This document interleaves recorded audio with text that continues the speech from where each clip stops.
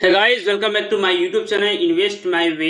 आज हम लोग जानेंगे पीएनबी गिल्ड्स लिमिटेड के बारे में कि ये जो कंपनी है इन्वेस्टमेंट के लिए कैसा है और ये कंपनी करती क्या है। तो सबसे पहले जान लीजिए, ये कंपनी आपको लोन्स देती है, बिल पे काम करती है, गवर्नमेंट सिक्योरिटीज भी लेती है। तो ये सब काम करती है, फाइनेंस से जुड़ी हुई ये कंपनी है। और इसका करंट प्राइस चल रहा है 91 रुपये, आज 1% की तेजी है। ठीक है, तो ये लॉन्ग टर्म में कैसा है वो भी समझते हैं। तो कंपनी का पीटोरेस्की स्कोर देखा जाए तो 7 का है और फेस वैल्यू भी 10 का है। हाई जो लगा 130 रुपए का और लो जो लगा 52 वीक लो 73.6 का है। तो अगर पिछले 3 साल का प्रॉफिट देखा जाए 13.2% का है, सेल ग्रोथ देखा जाए 30.4 का है। तो ओवरऑल ठीक ठाक है यहाँ पर। और आर ओ सी ई कुछ खास है 6.80 एंड आर ओ ई 16.1%, ये ठीक है। और बाकी जो आंकड़े हैं कुछ खास है नहीं यहाँ पर। ठीक है, लेकिन अगर देखा जाए कंपनी का बैलेंस शीट, तो बैलेंस शीट में रिजर्व्स में ये देखा जा रहा है कि 1462 करोड़ यहाँ पर रिजर्व्स है कंपनी के पास। तो ये अच्छी बात है। लेकिन दुख की बात यहाँ पे ये कंपनी के पास जो कर्ज है 24,843 करोड़ का। तो सबसे बड़ा ये है, जितना यहाँ पे रिजर्व्स नहीं है उससे बहुत ज्यादा कर्ज है कंपनी के पास। ठीक है, तो ये सोचने वाली बात है। हालांकि यहाँ पे एसेट है 27,000 का, नो डाउट, लेकिन कंपनी के पास कर्ज कुछ ज्यादा है। ठीक है, अगर यहाँ क्वार्टरली बात करें प्रॉफिट, तो सेल अगर देखा जाए तो मार्च 2025 419 करोड़ का प्रॉफिट सेल हुआ है। उसके अगले क्वार्टर में 563 करोड़, इस बार क्वार्टर में बड़ी कम 443 करोड़ का।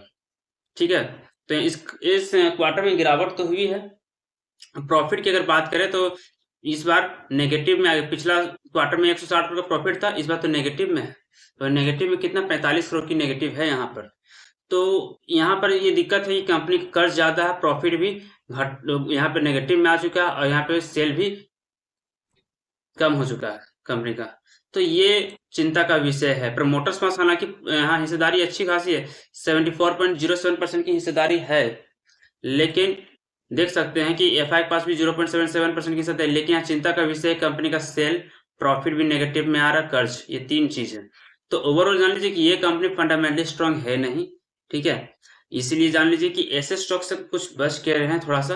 हालांकि ये फाइनेंस से जुड़ी हुई कंपनी है, तो फाइनेंस से जुड़ी हुई जो कंपनी होती है वो दूसरों से पैसा लेती है और वो इन्वेस्ट करती है मार्केट में। ठीक है, और उसी से वो फायदे अपने कमाती है। तो ये कारण है, इसीलिए इस स्टॉक में गिरावट तो हुई है।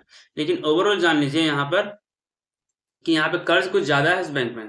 ठीक है, इसीलिए ऐसे इस इतने रुपए में आपको और भी अच्छे यहाँ पे स्टॉक मिल जाएंगे जो आप इन्वेस्ट कर सकते हो। अगर टेक्निकली बात करेगा, आपके पास पहले से स्टॉक जुड़ा हुआ है, अगर आप पहले से इसे होल्ड करके रखे हैं, ठीक है, तो अभी हम जान लेते हैं कि टेक्निकली क्या हमें ये इन्वेस्ट करना चाहिए या नहीं करना चाहिए, वो भी हम लोग अच्छी तरह से समझ लेते हैं। ठीक है, तो देख सकते हैं एक जगह मार्केट बार बार आके यहाँ पे सपोर्ट ले रहा था। ठीक है, तो यहाँ पर देख सकते हैं कि ये जो पॉइंट जो है, ठीक है, तो यहाँ पर देख सकते हैं कि यहाँ पर जो स्टॉक है बहुत बार यहाँ पर ठहरा है। ठीक है, और उसी जोन में आके फिर फंस गया स्टॉक।